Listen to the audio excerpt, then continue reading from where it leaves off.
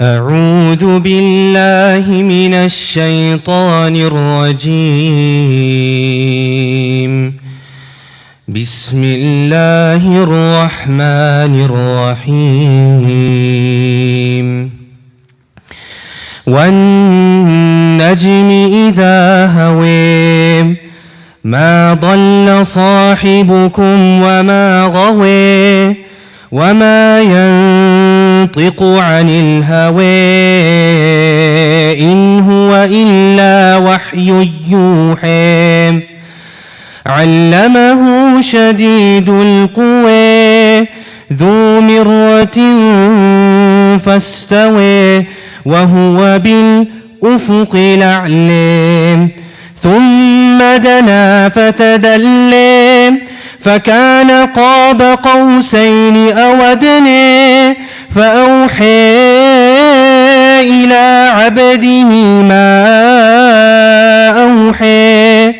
ما كذب الفؤاد ما رأى أفتمرونه على ما يرى. ولقد رآه نزلة أخرى عند سدرة المنتهى عندها جنة المأوى. إذ يغشى السدرة ما يغشى ما زاغ البصر وما طغى. لقد رأى من آيات ربه الكبرى. أفرأيتم اللات والعزى ومناة الثالثة الأخرى ألكم الذكر وله الأنثى تلك إذا قسمة ضيزى. إن هي إلا أسماء سميتموها أنتم وآباؤكم ما أنزل الله بها من سلطان إن يتبعون إلا الظن وما تهوى الأنفس ولقد جاءهم من ربهم الهدى. أم للإنسان ما تمنى فلله الآخرة والأولى. صدق الله العظيم.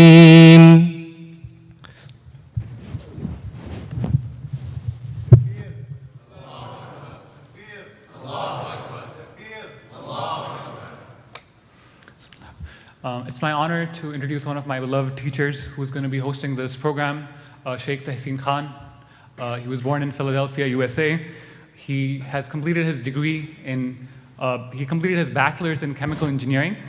And then as he progressed in his career of chemical engineering, he studied part-time for over a decade and completed the renowned Dars-e-Nizami curriculum, which is taught all across the world, including here at Darussalam.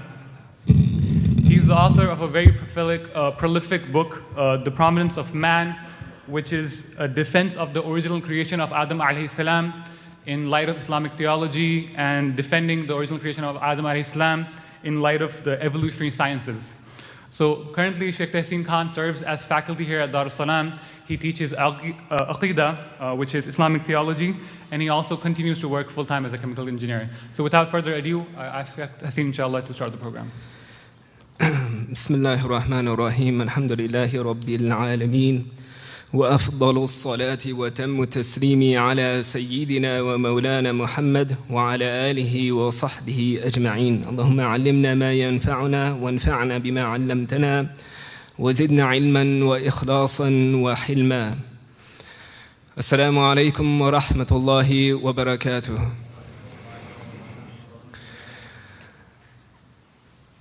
Given that most of the people here are students from the seminary, I think it's more befitting for the talk to be geared towards the seminary students.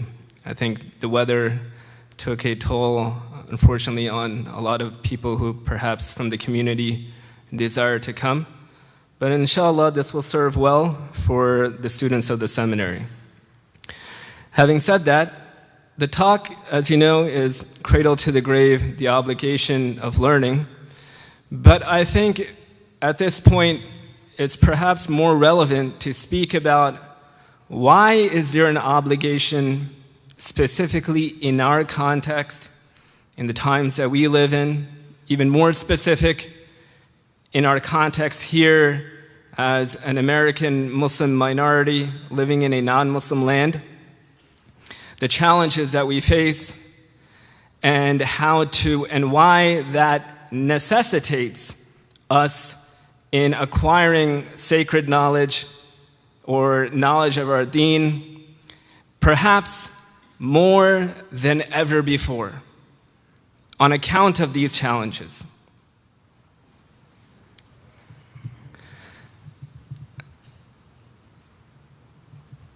Okay. So we'll begin by speaking about, I think the computer's about to turn off. So just to remind me tomorrow. Okay, sorry about that. So we'll begin by speaking a little bit about the virtues and benefits of seeking sacred knowledge. A lot of this will be perhaps a reminder to you. Many of you probably are already aware of these virtues that have come in the nusus, in the Quran and Sunnah. However, perhaps some of you have not heard it, and so it would be good to serve as a motivation. Starting with virtues. Allah subhanahu wa ta'ala mentions, or the Prophet sallallahu alayhi wa sallam rather, mentions in a hadith that مَنْ يُرِدِ اللَّهُ بِهِ خَيْرًا يُفَقِّهُ فِي الدِّينِ, that whosoever Allah subhanahu wa ta'ala desires good, He gives him fiqh of the religion. And I intentionally did not translate fiqh here, because part of my discussion will revolve around defining and delineating what it means to have fiqh about our religion. So for now, just know that the Prophet ﷺ said that whoever Allah subhanahu wa ta'ala desires good for, He will give this individual fiqh in this religion. Again, another narration attributed to the Prophet ﷺ, where he mentions لَفَقِيهٌ وَاحِدٌ أَشَدُّ عَلَى الشَّيْطَانِ مِنْ أَلْفِ عَابِدٍ, that one person, again, of fiqh, is more severe upon the shaitan than 1,000 worshippers. أو كما قال صلى الله عليه وسلم. Notice that the narration mentions more than 1,000 worshippers, not 1,000 Muslims, but we're talking about people of worship, people who are practicing, people who actually practice the deen and worship Allah subhanahu wa ta'ala. Even to be an abid is a maqam in and of itself. But here, even though a person may be an abid, but in relation to somebody who has knowledge of fiqh, of this deen, you see the difference between the two. Again, using the word fiqh here. A lesser known narration comes in the Musannaf of Ibn Abi Shaybah, where Abu Musa radiallahu an one night, came to Umar radiallahu anhu after Isha prayer. And Umar radiallahu anhu asked him, "What has brought you here?" Meaning, after Isha. He replied, "I came to discuss with you." And then Umar radiallahu anhu says to him, "At this hour?" He says, "It's fiqh." And then Umar radiallahu anhu sat down with him, and the two discussed well into the night. Again, generally speaking, we know that after finishing your Salatul Isha, you should try to go to sleep soon thereafter, for the sake of encouragement for waking up for tahajjud, or for the encouragement of ensuring that you wake up and go to the masjid for Salatul Fajr. But here we see an exception to that general recommendation, that when it comes to something as important as fiqh, to have or to learn, to acquire fiqh, then this counts as an exception to that rule. And again, giving you the importance, laying down the importance of acquiring fiqh.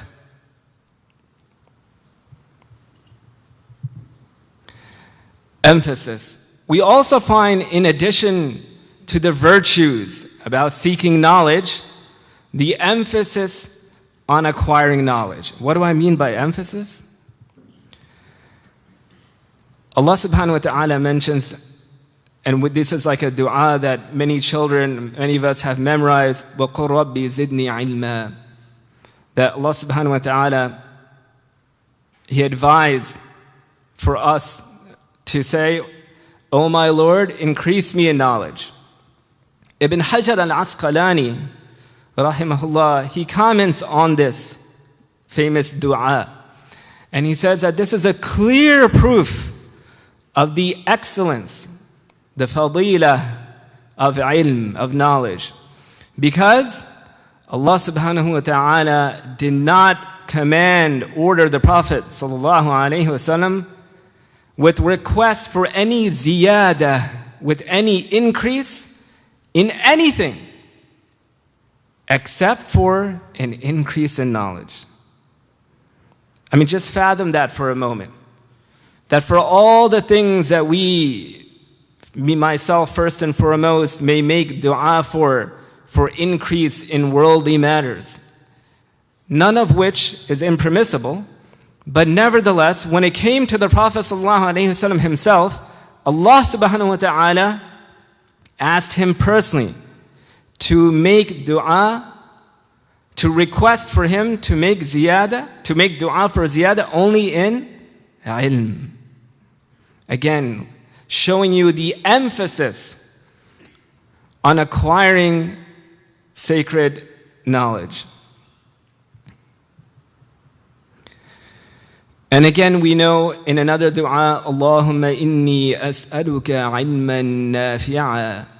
Oh Allah, indeed I ask you for beneficial knowledge. Not just any knowledge, but knowledge that benefits. And then in another narration in Sunan Ibn Majah, we find a narration that says, Salullaha ilman nafi'a. وَتَعَوَّذُوا بِاللَّهِ مِنْ عِلْمٍ لَا يَنْفَعُ. That in addition to asking for beneficial knowledge, also seek refuge with Allah subhanahu wa ta'ala from knowledge that does not benefit. And we'll speak about this latter part a little bit more later on. But for now, understand the emphasis. The priority is clearly shown in here, in this narration. That priority is being given to knowledge that benefits over knowledge that has of no utility, no benefit.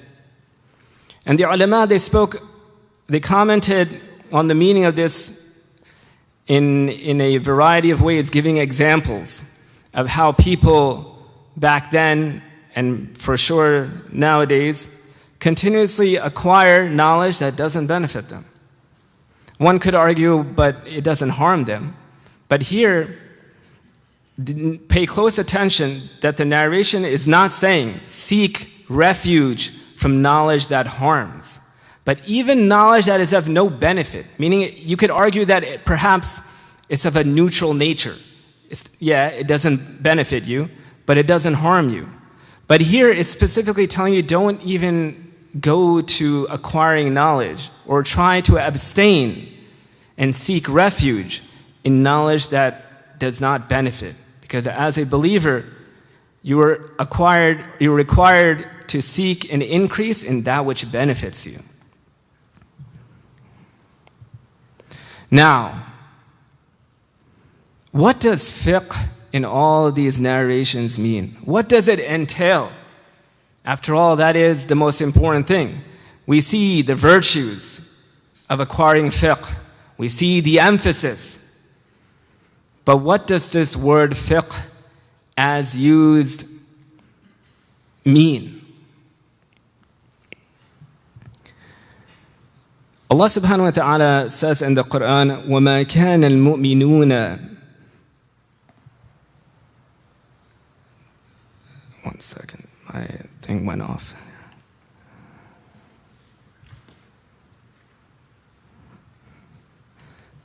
The font is very small. No, over here. Can you make it larger?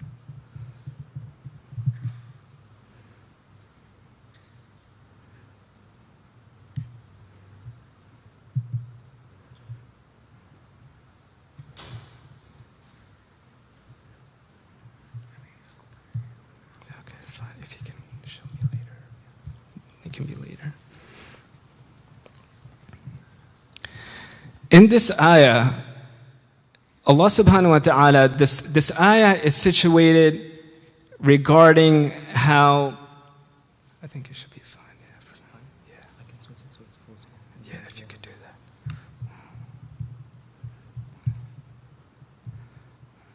Okay. So, okay. Allah subhanahu wa ta'ala mentions in this verse, وَمَا كَانَ الْمُؤْمِنُونَ لِيَنْفِرُوا كَافَّةً فَلَوْلَا نَفَرَ مِنْ كُلِّ فِرْقَةٍ مِّنْهُ طَائِفَةٌ لِيَتَفَقَّهُوا. Again, notice the key word, لِيَتَفَقَّهُوا, derived from fiqh. لِيَتَفَقَّهُوا فِي الدِّينِ وَلِيُنذِرُوا قَوْمَهُمْ إِذَا رَجَعُوا إِلَيْهِمْ لَعَلَّهُمْ يَحْذَرُونَ. So the ayah is taking place in the context of military campaigns, and the people are being asked to go on these military campaigns. But Allah subhanahu wa ta'ala is mentioning in this ayah that even when you're asked to go on a military campaign, it is not necessary for all the believers to go forth. Only a party from each group should march forth, leaving the rest to gain fiqh.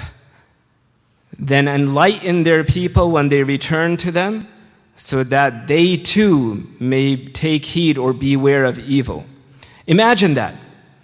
The Amir al-Mu'mineen, the Khalifa, declares that there is a need to go on a military campaign, and men are volunteering to go, but some men are being asked to stay behind. What could be more greater than to defend the deen and the people of deen? Is to learn fiqh. And the Mufassirun, they mention here that when the ayah is saying لِيَتَفَقَّهُ فِي الدِّينِ, لِيَتَفَقَّهُ is specifically by burdening oneself. If you know the forms here, لِيَتَفَقَّهُ, it denotes taking takalluf upon oneself, burdening oneself to acquire fiqh of this deen. So not a shallow understanding of this deen, but to have to struggle and to burden oneself in order to acquire the depths of understanding of this deen. لِيَتَفَقَّهُ فِي الدِّينِ. Again, showing the importance. But here, I want to go from here that how did the Salaf, the people of the Salaf, understand fiqh? What is the definition of fiqh? How did they understand it?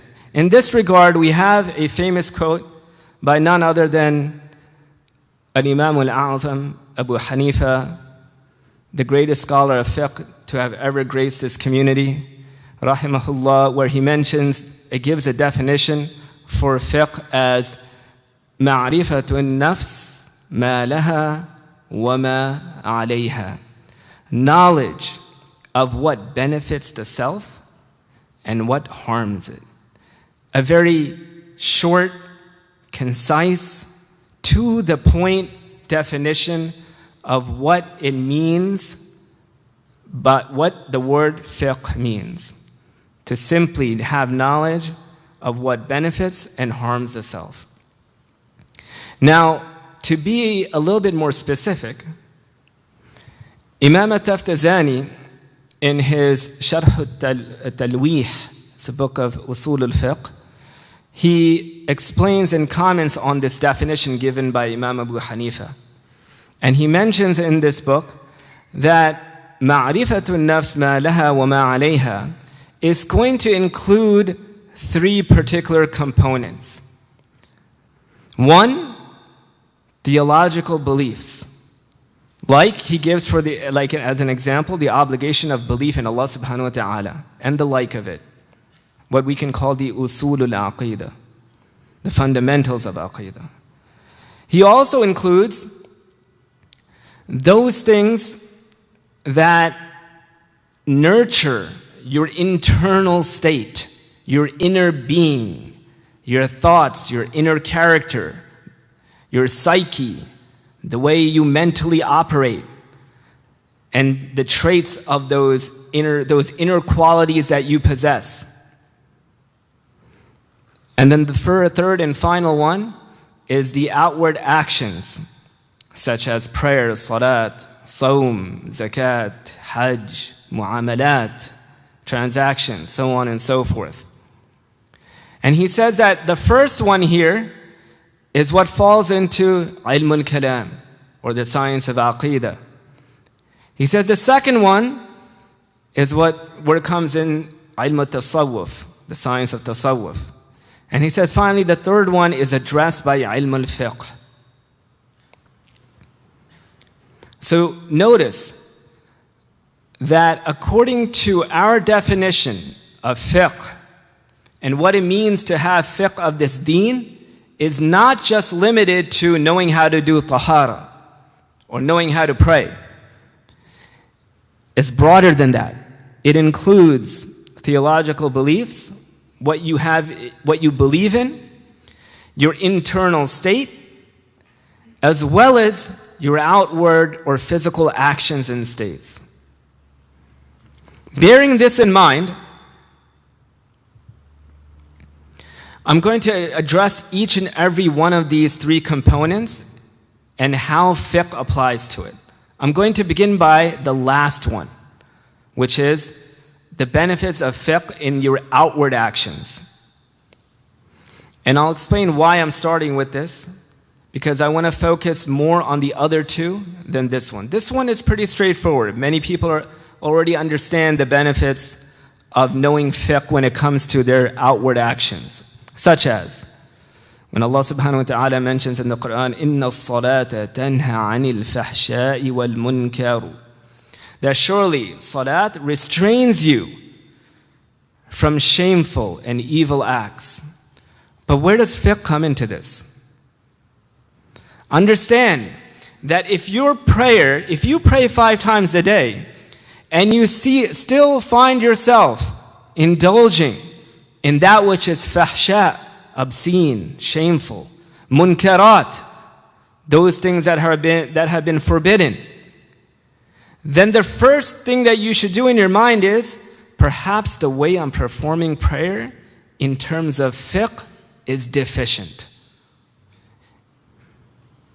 If you are a person who knows how to take self-account, and if you see yourself praying 5 times a day, yet your actions are shameful, obscene, evil, then a rational, intelligent man, the first thing he's going to ask himself is, wait a second, is the way I'm even performing the prayer outwardly correct? Am I ensuring that I know how to make wudu correctly? Do I know how to make ghusl correctly? Do I know how to do istinja correctly? Am I doing all of these things correctly? And in the same way, when Allah subhanahu wa ta'ala mentions about fasting, كُتِبَ عَلَيْكُمُ الصِّيَامُ كَمَا كُتِبَ عَلَى الَّذِينَ مِن قَبْلِكُمْ لَعَلَّكُمْ تَتَّقُونَ. Again, fasting has been prescribed to you as it was prescribed to those before you, such that you will gain taqwa. If you're fasting every single year, every Ramadan, and the way that you are when you enter Ramadan is exactly the way that you are after Ramadan, or worse, then the first thing an intelligent man will ask himself is, am I performing my fasting correctly in line with fiqh? Or is there something deficient about my knowledge of how to fast that is preventing it from being accepted, and therefore I'm finding myself not increasing in my taqwa, even though it's mentioned in the verse that it should be. Fasting should be increasing me in my taqwa, but here I am, it's not. So if you're a person who takes self-account, self-evaluation, then you'll know immediately that you should go back to see if you're performing these actions outwardly correctly.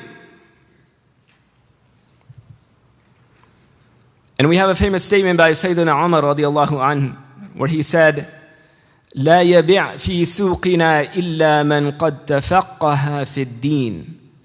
That no one can sell in our market, the marketplace, the bazaar, the mall, whatever you want to call it, except for the one who has personally understood the fiqh of transactions of our religion. Why would he say that?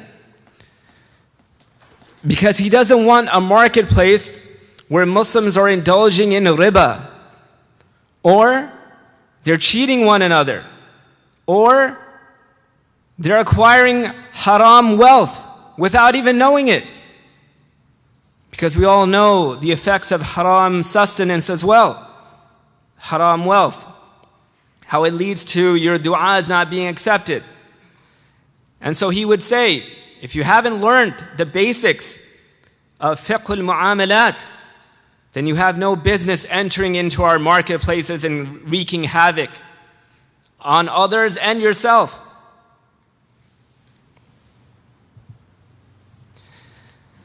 Now I want to move on to the benefits of fiqh in the other two categories, the theological category and the one that deals with the internal state, the inner being. Because these two are interconnected and they're of the utmost importance, particularly in our day and age.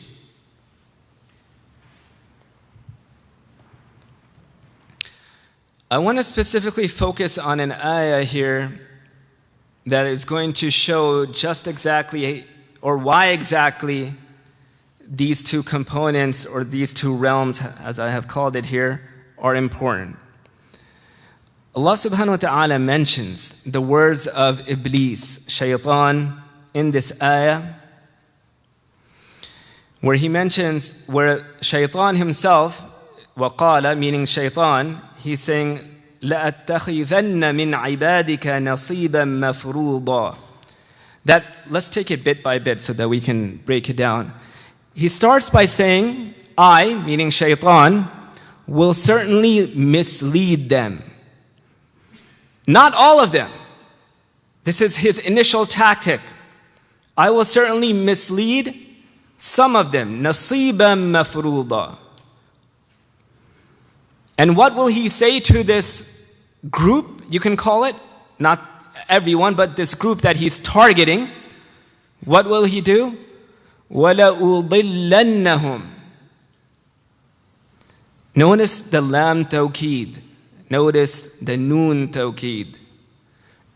There's double emphasis going on there. I will certainly, for sure, mislead them. What does it mean to mislead? The path of haqq, the path of as-sirat al-mustaqim, the path of subul al-salam, the path of sabil al-rashad is always going to be one. But there's always going to be an infinite amount of ways to veer from that path. The path of haqq will always be one. The path of hidayah will only be one.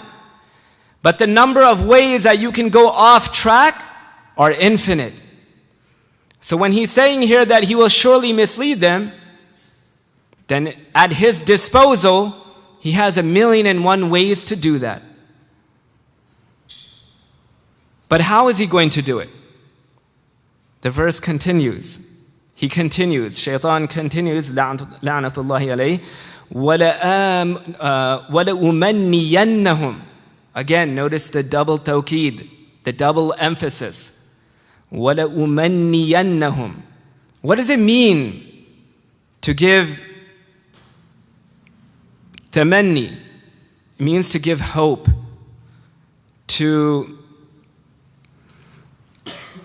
but here I'll show why I have translated specifically as alternative vain hopes. Alternative because once he's pushed you or led you away from the path of truth, the only way he's going to lead you away from the path of truth is by giving you an alternative, and an alternative route, and an alternative path. So whatever hope he gives you is going to be an alternative to the path of truth that you're on. So now you understand when he says, وَلَأُمَنِّيَنَّهُمْ, whatever hope he's going to give you to mislead you is going to be an alternative of the truth, and which are infinitely many.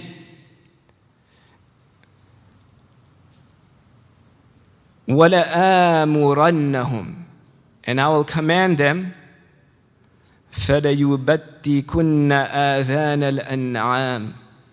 This part I left out, or I'm going to not really comment on this, but this has to do with slitting the ears of cattle, which is something that people in that time used to do as almost like a command to be fulfilled for their gods. So for now, for the sake of relevance directly to us, I won't comment on that portion of the verse, but we'll go immediately to what comes after that. He continues, i.e. Shaitan, وَلَآمُرَنَّهُمْ فَلَيُغَيِّرُنَّ خَلْقَ اللَّهِ, that I will command them, I will for surely command them, and they will in turn surely change. Yughayyir, they will do taghyir, they will change the creation of Allah subhanahu wa ta'ala. And then the verse continues by saying, وَمَنْ يَتَّخِذِ الشَّيْطَانَ وَلِيًّا مِّن دُونِ اللَّهِ فَقَدْ خَسِرَ خُسْرَانًا مُبِينًا يَعِدُهُمْ وَيُمَنِّيهِمْ وَمَا يَعِدُهُمُ الشَّيْطَانُ إِلَّا غُرُورًا. Notice the last word in the verse. And whosoever takes shaitan as a guardian instead of Allah subhanahu wa ta'ala has certainly suffered a tremendous loss.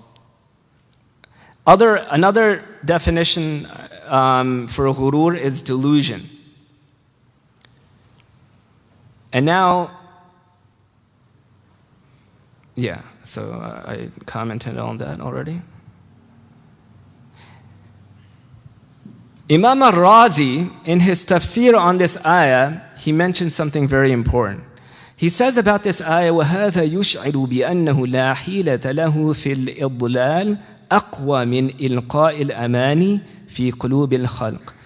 That he says that if you look at this verse, it shows that there is no stronger ruse or a trap or a strategy that shaitan uses in leading people astray than casting these false hopes, these alternative to the truth, vain hopes in the hearts of creation. Amani, false hopes, fi qulub al-khalq. So Imam Razi is saying the most strongest way, the most effective way that shaitan misleads people is by giving him or her an alternative to the truth, vain hopes, empty hopes, hollow promises.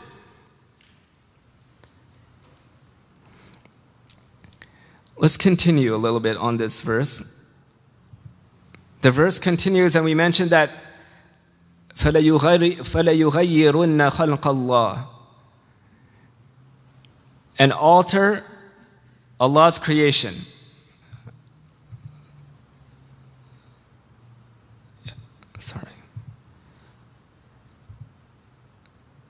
And so Imam Razi, after mentioning that, he says, the way to identify and to ward off these misleading, alternative to the truth, vain hopes is by realizing how they always end in delusion. If you want to know if something is a false hope or a real hope, it's by looking at the end outcome. If it seems that the end outcome is leading to taghayyur fi khalqillah, some type of change in the creation of Allah subhanahu wa ta'ala, then you should know that this false hope is nothing but delusion. It's illusory.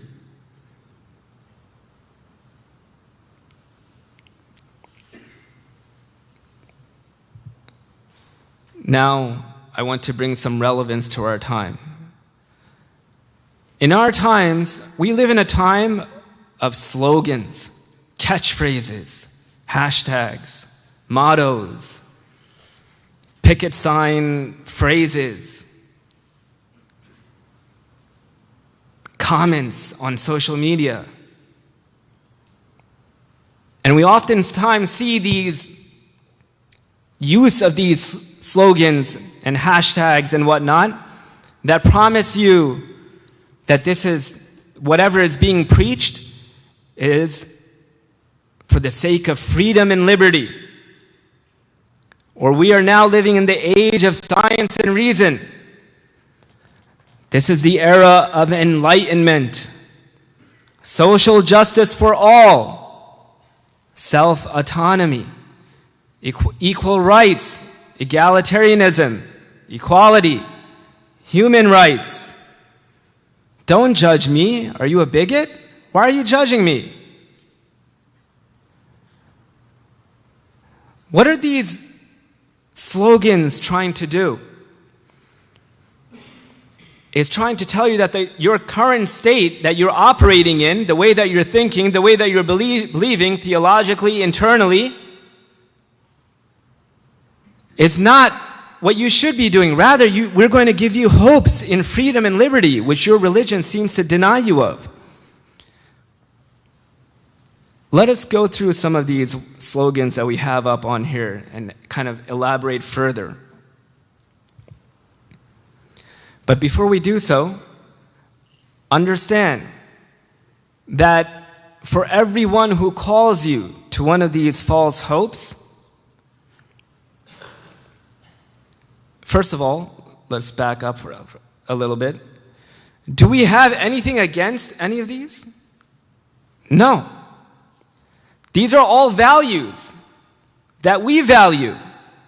But the value in these values needs a proper understanding and application. So if you too are going to ask us in the name of these hopes and values, you first have to show to us that how you have understood these values so that we can agree with you or disagree with you. Because for us, these values are only going to be understood by Al-Hadi Ta'ala. Because Allah subhanahu wa ta'ala says, قُلْ إِنَّ هُدَى اللَّهِ هُوَ الْهُدَى. Because guidance, indeed guidance of Allah subhanahu wa ta'ala is only the one and only guidance.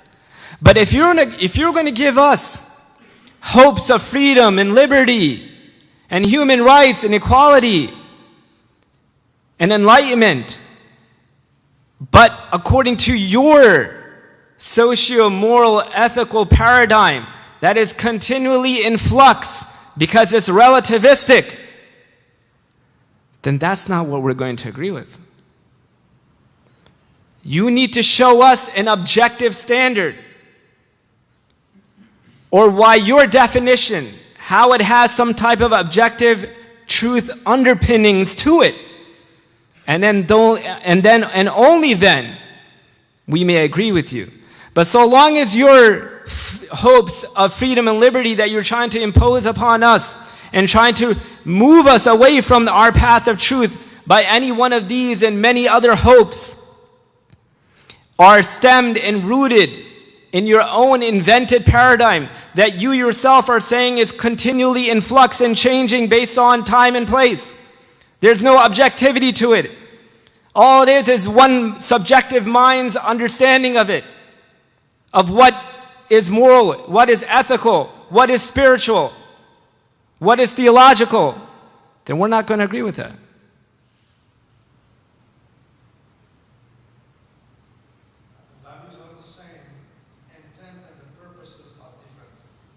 Correct. We don't have, like you said, we don't have an issue with the values in and of themselves. Our deen preaches most of these values, if not all of them. But the key is understanding what they mean by invoking these values with their sloganeering, with their mottos and emblems and trademarks and whatnot, versus the proper understanding of them. So like I said, let's understand a little bit more. Freedom and liberty is one that we always hear.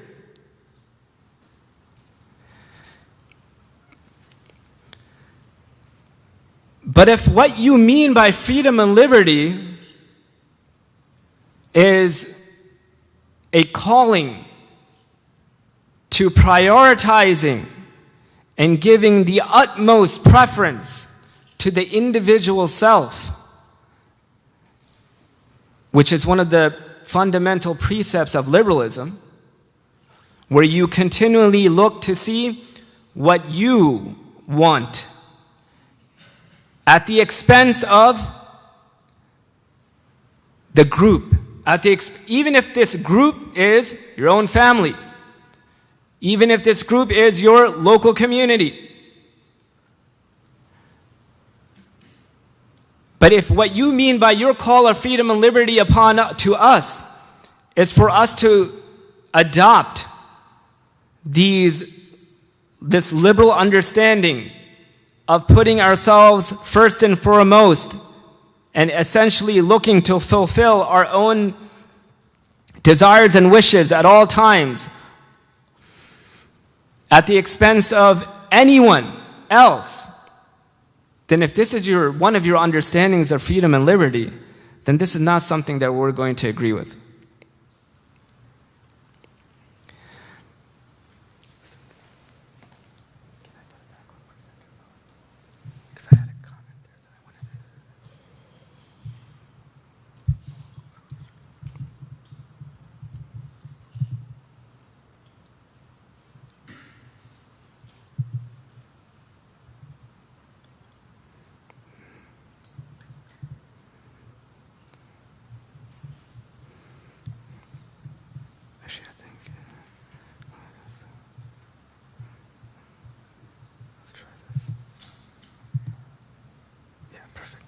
Okay.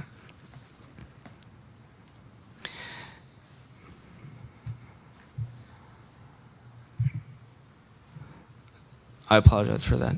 So again, if your call for freedom and liberty is essentially a cover-up for just the Muslim community to adopt liberal values, then we're not going to agree with your call of freedom and liberty.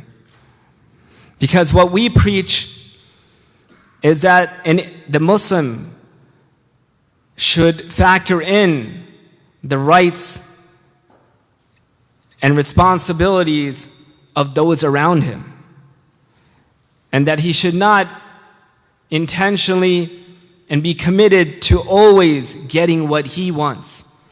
Our deen asks you to make sacrifices for your family, to make sacrifices for your local Muslim community, not to continually look to see what advantage and benefit you can accrue from whatever position is that whatever decision it is that you're trying to make.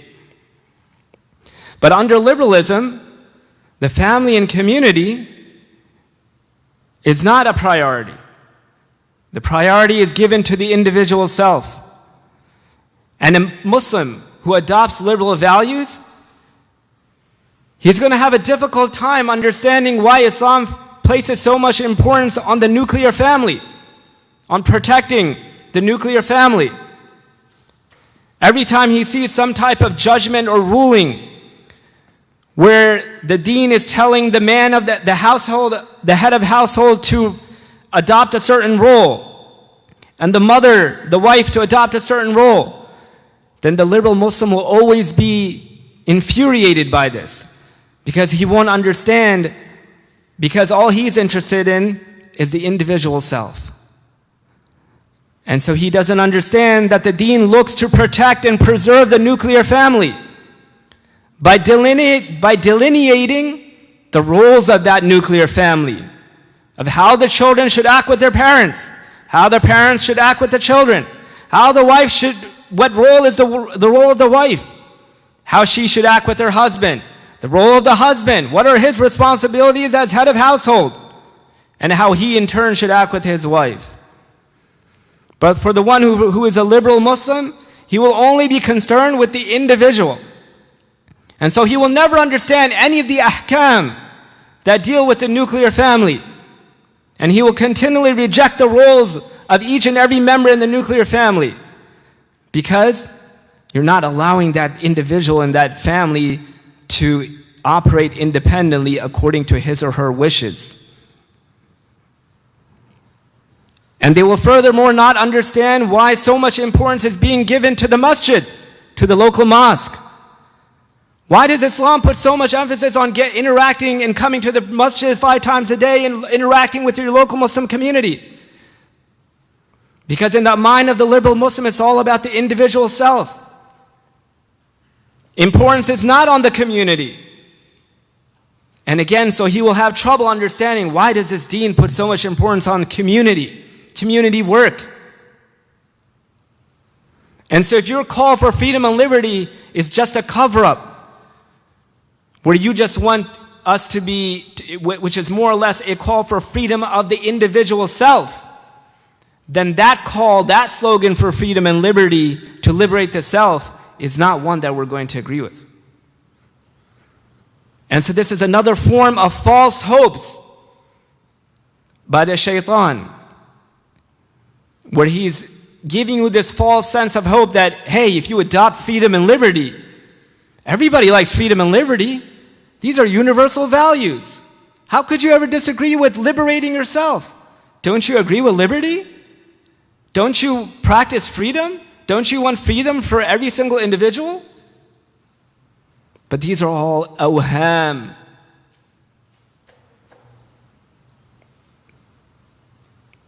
Let's take another example.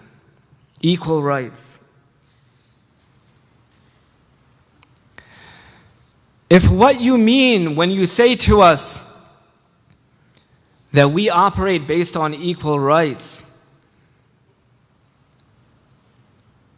is just another call or another cover-up for other things, such as secularism, where secularism looks to privatize religion from the public sphere, such that it cannot enter into the public sphere. And there's numerous things and examples that we can give regarding secularism. But the most apparent and perhaps, the most apparent example that we can give in real time is probably what we're witnessing in Gaza right now, where international law, which operates based on secularist principles, i.e. natural law, which allegedly, on paper at least, natural law says that they operate based on the secularist principles of equal rights for all, of justice for all. But in practice, is this what we see from international law? Absolutely not. And we're witnessing this in real time. The entire world is asking that why hasn't international law intervened and enforced? And why don't any of the countries that are part of the General Assembly that deliberate on international law, why haven't they done anything yet? Don't they follow secularist natural law principles that advocate equal rights and justice for all? So why not for the Palestinians? Because the reality is that although international law, natural law allegedly follows the secularist principles of equal rights and justice for all, the way it actually operates and functions in the real world is anything but equal rights. Rather, it's what we would call Machiavellianism, where it's just you enforcing your crude power over others for your own selfish interests. Or what their own philosophers like Nietzsche calls a will to power. Or what Freud calls the pleasure principle. That whatever it takes for you to secure your power and pleasure, you're going to do it. Irrespective of it being in line with equal rights and justice, irrespective of that. If it so happens that your selfish power and pleasure interests coincides with somebody's equal rights, some particular group, then so be it. Good for them. But if it so happens that it doesn't coincide with another group's equal rights, then that's tough. And so again, if you're calling to us for equal rights and justice for all, demands us to forego our principles and to adopt your secularist understanding of privatizing religion away from the public sphere, then we're not going to accept that. Imam al-Razi, on this verse that we've been highlighting so far, he mentioned something in this regard, on this equal rights, where we're talking about equal rights here.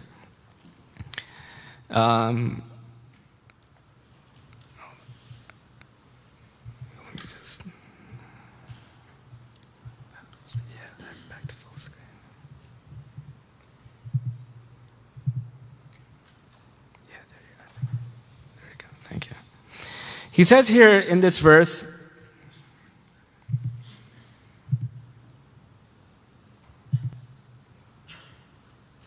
can go back. Yeah, that's good. Yeah, okay. He says about this verse, فَإِنَّهُ إِذَا اشْتَدَّ حِرْصُهُ عَلَى الشَّيْءِ فقد لا يقدر على تحصيله إلا بمعصية الله وإيذاء الخلق. He says that when this greed for these hopes, these false hopes, when they intensify, اشتد, when they intensify and increase to the extent that if you're unable to acquire them, then you're going to acquire them, even if it means بِمَعْصِيَةِ اللَّهِ, by sinning, وَإِيذَاءِ الْخَلْقِ, and even if it means to harming the creation. Which goes back to the verse where it says that they changed the creation of Allah subhanahu wa ta'ala. They do taghyir. And that is what is meant by إِيذَاءِ الْخَلْقِ here. In other words, when your greed for these false hopes intensifies to such an extent that you're willing to do anything and everything to uphold them. And again, we're seeing this in real time, that in order to secure their selfish interests in that part of the world, if it means killing 50,000 plus innocent people, then they're ready to do it, and they have done it, and they will continue to do it. And if you ask them, why are you doing that? They will give you another bogus false hope by telling you that it is to secure the presence of democracy in that part of the world. Again, another slogan, another false hope, where they use the word democracy as some type of moral, ethical conduct or code of conduct, when in reality it's just another false hope, another false slogan, another false motto.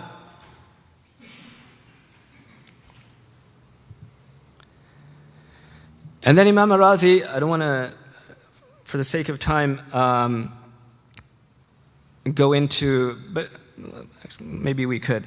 So he says here that the individual who follows these false hopes, what you find him doing is that he busies himself by thinking about in his mind of how to come up with ways, al-ma'ani ad-daqiqa, these intricate ways, في استخراج المعاني الدقيقة وحيل, loopholes, الوسائل اللطيفة, subtle ways of doing what? في تحصيل المطالب الشهوانية, in securing and acquiring his lustful and deceitful pursuits and objectives and goals. والغضبية, and his unhinged anger. And this is exactly what we see, where they will make up and fabricate all sorts of excuses for why they justify the atrocities and the genocide that they're doing there. Because why? Because they have صاحب الأماني يشغل عقله, where they have busied their minds with coming up with ways to justify, coming up with hiyal, loopholes, and subtle creative ways in ensuring that at the end of the day, they secure in getting tahsil al-matalib al-shahwaniyah. They're able to continue to acquire these demonic pursuits that they have in mind.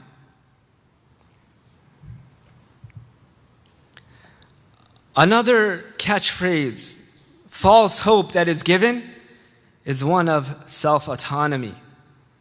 What does that mean, self-autonomy? Where they say that you have a right to be you. You have a right over your own personal physical self to do as you please. Again, do we inherently have an issue with that? Perhaps not. But if what you mean by self-autonomy is that an individual has the right to do taghyir fi khalqillah, to change the khalq of Allah subhanahu wa ta'ala by way of transgenderism, gender dysphoria, transhumanism, and you want us to accept that in the name of self-autonomy, then that false hope and false motto is not something we're going to agree with. Because why? Because it leads to taghyir fi khalqillah. It goes back to what the verse is highlighting, that they are corrupting and all these things that we have mentioned here.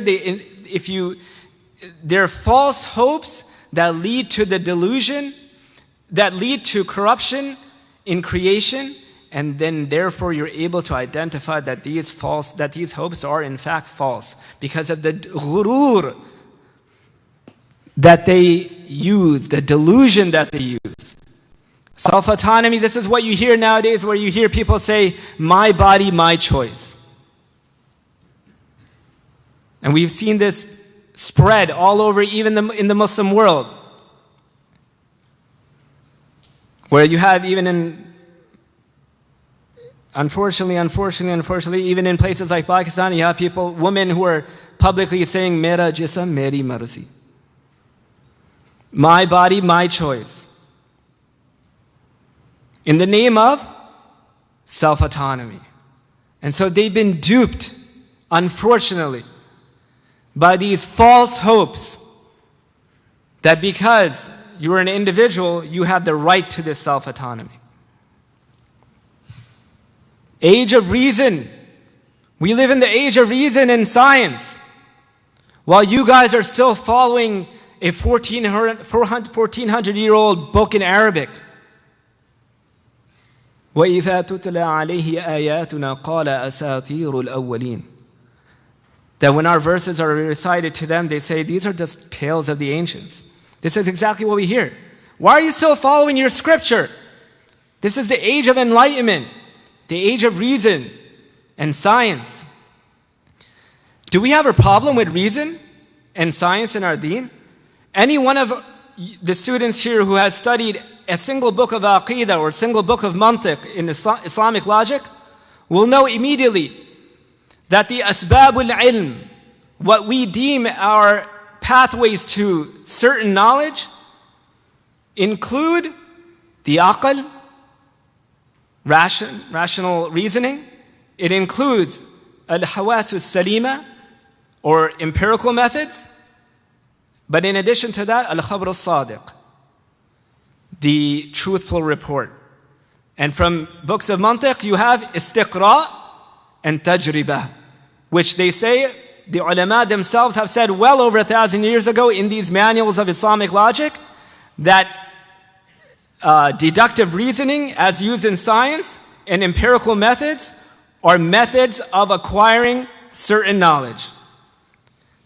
But yet they accuse us of not knowing rationalism and empiricism and being outside of the age of reason and science. Why?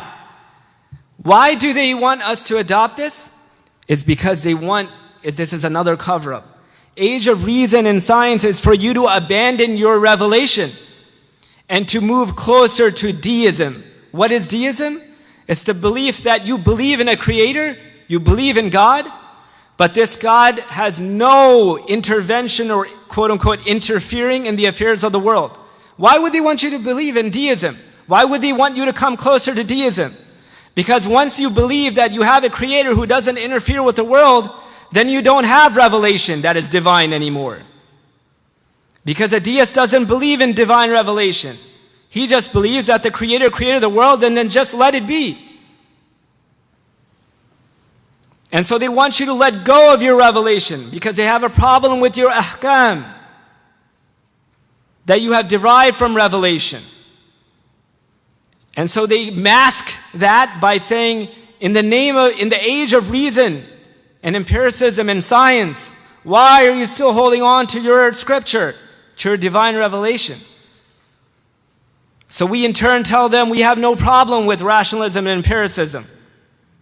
But we have a third source as well. And we have reasons, intelligent reasons as to why we hold on to that as well. Gender equality. That's another one we hear all the time now. And in short, if what you mean by gender equality is nothing but a call for feminism, then we're not going to agree with that. If your understanding of equality when you say gender equality is that whenever you see any form of inequality between the two genders, you then say that this inequality is inequity, or worse, iniquity, then we're not going to agree with that. Not every inequality that you see between the genders is a result of inequity, that which is not just. But third wave feminism will tell you that every single form of inequality between the two genders is inequity. So again, your call for gender equality has an agenda that is just another cover-up for third wave feminism. And so we're not going to agree with that.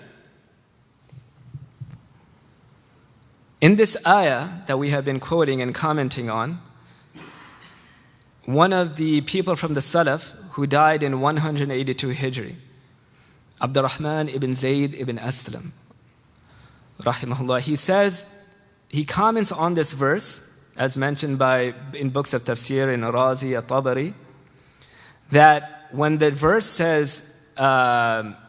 starts saying that the people, that shaitan will order them and that they will do taghyir in the khalq of Allah subhanahu wa ta'ala, this taghyir, this change, refers to the emasculation of men. Ar-Razi then says, but it also includes the defeminization of women. Look at the date that he died, 182 Hijri. Like nearly 1,275 years ago, this man is saying that this verse applies to people who are going to come one day and try to have men be like women, women be like men, call for the emasculation of men, and for the defeminization of women. Perhaps when the people of that time heard this tafsir, they probably could not relate to it. Like, what do you mean? Why would anybody do such a thing? Fast forward into our time and age, it is immediately relevant to us that corruption, taghyir, in the khalq of Allah subhanahu wa ta'ala can and does take the form of emasculation of men and defeminization of women, as we witness and called for by many forms of feminism. What happens next? After speaking about all these false hopes, now we're going to come back full circle to the topic, the main topic of the talk tonight.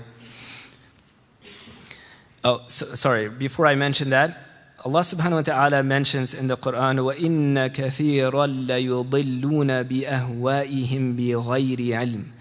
Remember how the verse that we've been speaking about, it starts off by saying that shaitan will mislead some of them. Not all of them we mentioned. Once he's able to mislead some of them, those people will then become his handymen. They will then do his work for him. This is what this verse is referring to. That you have many people out there who will just simply mislead others because they have no real ilm. They have adopted these false hopes, these alternative vain hopes and desires, thinking that they're actually, in reality, calling towards these great values of freedom, liberty, justice, reason, enlightenment. But in reality, all they're doing is misleading people. And we have many of them today in our midst, unfortunately. And if you try to speak with some of these individuals, if you ever had experience with speaking to them, they are obstinate. They don't want to hear it. فَلَمَّا جَاءَتْهُمْ رُسُلُهُمْ بِالْبَيِّنَاتِ فَرِحُوا بِمَا عِنْدَهُمْ مِنَ الْعِلْمِ. When their messengers came to them with clear proofs, they were prideful in whatever secular, worldly knowledge they had. They don't want to hear your understanding because they feel safe and secure and feel pride that they have adopted the philosophies of these great philosophers of liberalism, secularism, like John Locke, Lyotard, and Kant. And they will quote them to you verbatim. And Imam Nasafi comments on this verse that these people, they are exactly those who quote philosophers and atheists. You will quote to them Ar-Razi. You will quote to them the Quran, the Mufassirun, like we did. They will in turn quote to you what the father of liberalism had in mind.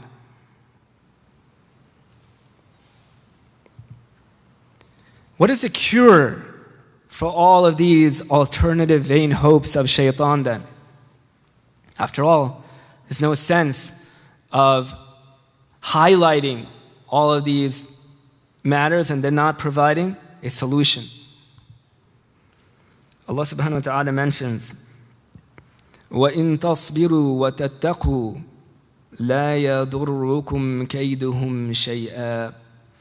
That if you are patient and have taqwa, their schemes, kaid, will not harm you in the least. Schemes or kaid will include these false hopes. But these false hopes will not harm you so long as you have taqwa.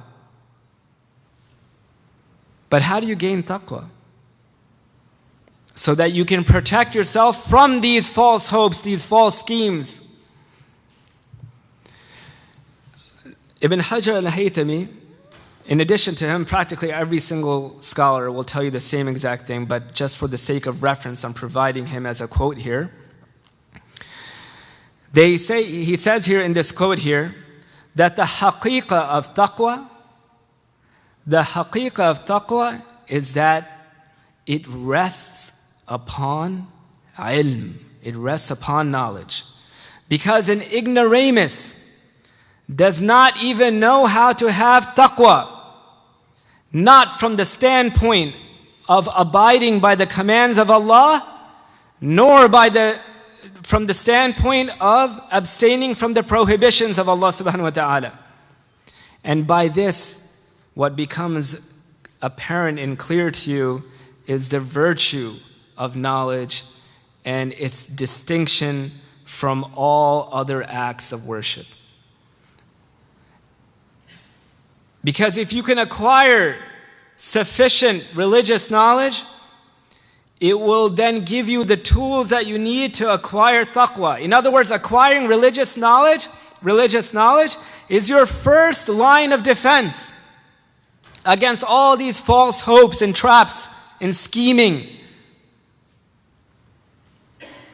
Because after acquiring that sufficient knowledge, then and only then will you be able to know how to have taqwa. How can you expect to have taqwa when you don't even know how to have taqwa?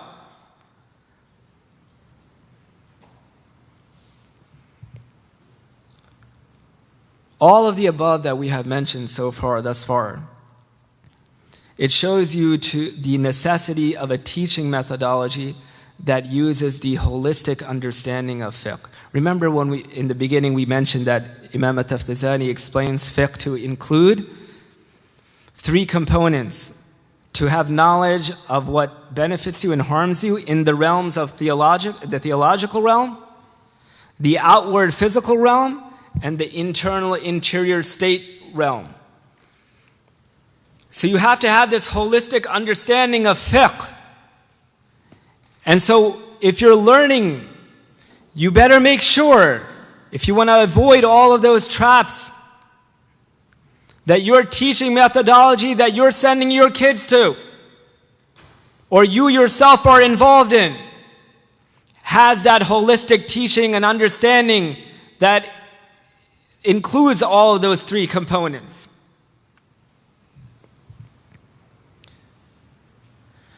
Allah subhanahu wa ta'ala mentions, إِنَّمَا يَخْشَى اللَّهَ مِنْ عِبَادِهِ الْعُلَمَاءِ, that verily from among His servants are the knowledgeable who fear only Allah.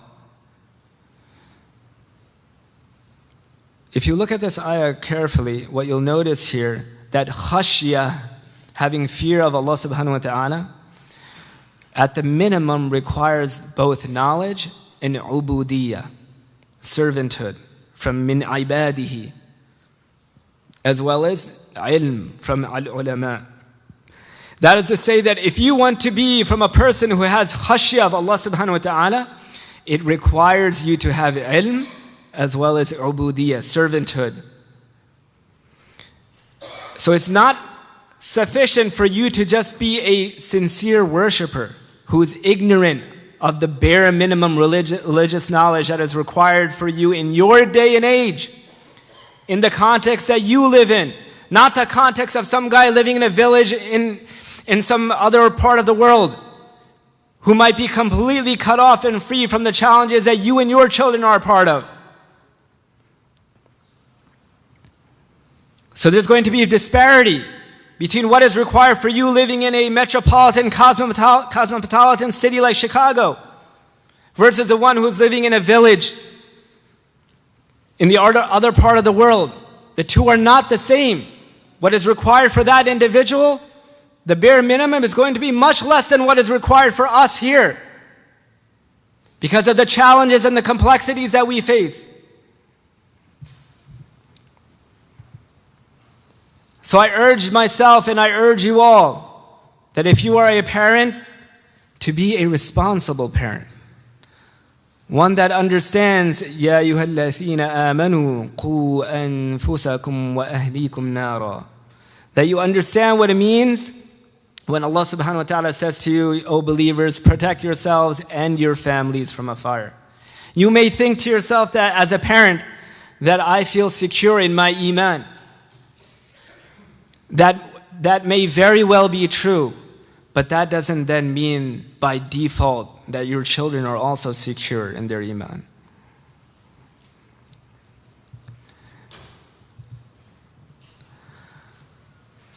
One of the forms of sadaqah jariyah that we are told in the hadith is that you have a son who makes dua for you. And a lot of people quote this hadith and they say that one of the greatest ways of acquiring sadaqah jariyah after a person passes away is through a son who makes dua. However, what's oftentimes neglected in that hadith is that the hadith specifically says وَلَدٌ صَالِحٌ يَدْعُو لَهُ. It doesn't just say walad yad'u lah, a child that makes dua for you. It specifically has the attribute of waladun salihun, a righteous child who makes dua for his parent. If you want to acquire sadaqah jariyah by way of your children, then you must first ensure that you have raised and imparted upon your child so that he will grow up and become salih from the salihin, in order to reap the benefit of that sadaqah jariyah. So in closing, although, like I said, the talk was meant to be a lot more general, revolving around how to kind of acquire religious knowledge and how to balance career and learning knowledge and from the cradle to the grave, but I changed it for the sake of more relevance. So I apologize to anyone who came hoping to hear more about the other, but I pray and hope that what I have said here, by changing gears just a little bit, was more relevant and beneficial. Part two, inshallah. But in closing, this is the message for us as a community, that we take advantage of a place like Darus Salam, which all of what I said here is something that they're trying to do. They're trying to work against these false hopes by giving you that obligatory knowledge, whether you are a student, whether you are a child, whether you are a parent, or whether you are a grandparent. You have the option here to acquiring that knowledge by way of the Tanweer program, the flagship 1-year program. You have by way of the full-on Takmeel 7-year program. You have by way of the weekend program, the Tamheed program. So you have many avenues at your disposal. And alhamdulillah, we are very privileged and lucky and fortunate to have such an institute that is dedicated and that has been given the tawfiq to make these many avenues available. And so, in short, we ask Allah subhanahu wa ta'ala to give us the tawfiq to take advantage of these avenues, to benefit ourselves, to benefit in turn our family. And if we are able to benefit our families, then the family will benefit society at large. Wa akhiru da'wana and alhamdulillahi rabbil alameen.